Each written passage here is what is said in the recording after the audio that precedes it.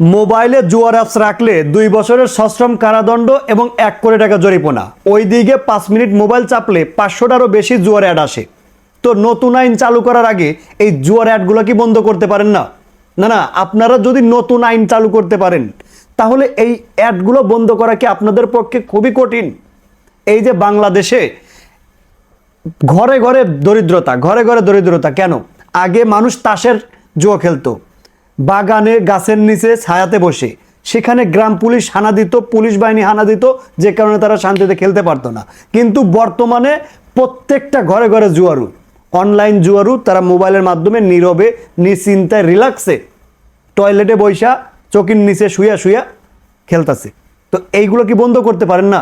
শুধু কারাদণ্ড দিবেন, শুধু জরিমানা করবেন কেন? অ্যাপসটা বন্ধ করে দেন, নিষিদ্ধ করে দেন বাংলাদেশে অনলাইন জুয়া। এটা তো আপনাদের পক্ষে সম্ভব। এইটা না করে শুধু আইনটা চালু করতে পারেন।